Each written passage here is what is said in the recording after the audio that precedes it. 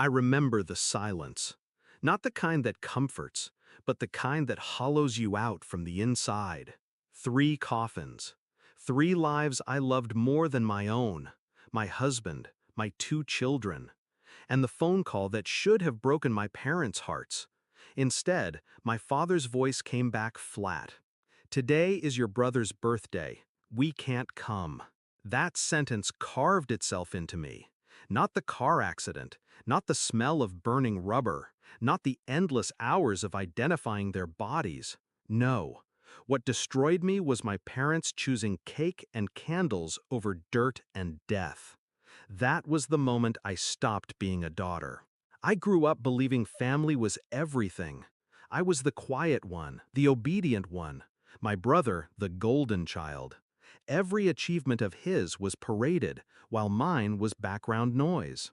I married young, built a home, raised 2 children. They barely visited. But I didn't care. My little family was enough. Then fate took them from me. And in my grief, I made the mistake of reaching out. I believed, just for a second, that blood meant something. But my father's calm dismissal burned that illusion away. That was the betrayal. Not fate, not death, them. For weeks, I replayed that phone call, their laughter, their music, their celebration, all while I lowered my husband and children into the ground.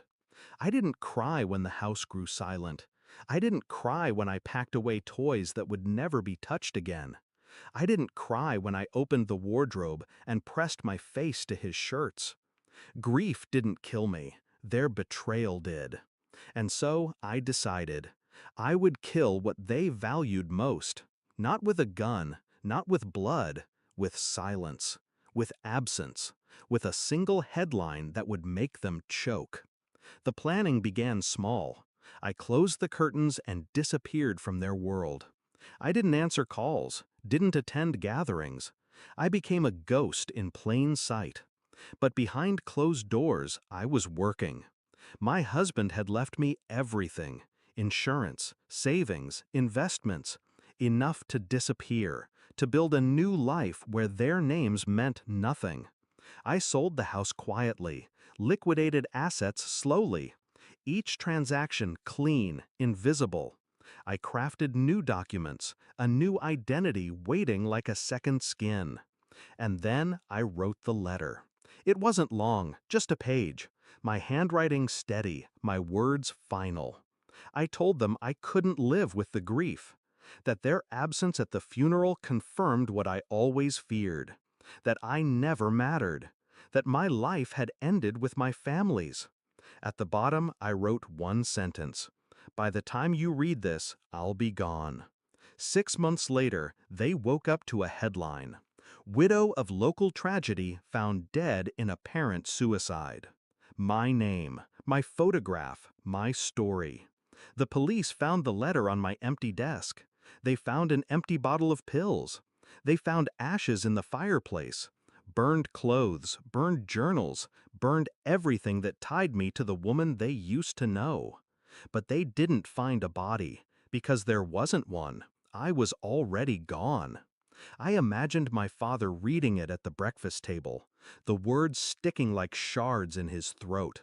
I imagined my mother's scream, sharp enough to shatter glass. I imagined my brother, the golden boy, realizing that the birthday they celebrated while I buried my family had cost them their daughter, their sister, their blood. Regret is a slow poison. I wanted them to drink it daily, and I knew they would, because guilt doesn't fade.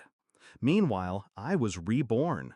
I left the country under a new name, cash-heavy, untraceable. I rented a small place by the sea, not a paradise, but a sanctuary. No one here knows who I am. They see a quiet woman with tired eyes who takes long walks and doesn't look back. At night, I light a single candle for the 3 graves no one visited but me. I whisper to them that I avenged them, not with violence, but with truth. That their deaths showed me who my family really was. and that my disappearance punished them more than my presence ever could. I wonder sometimes if they visit my grave, if they stand there staring at a stone carved with my name, begging forgiveness from a daughter who isn't beneath the dirt. I wonder if they tell themselves they would have done it differently, that they would have come if they'd known. But that's the beauty of it. They had their chance. They chose cake. They chose candles. They chose him. Now every celebration is tainted. Every birthday of my brothers is also the anniversary of the day they abandoned me. Every laugh is hollow. Every candle's glow casts shadows of guilt. I am not dead, but to them, I am gone, a ghost they created.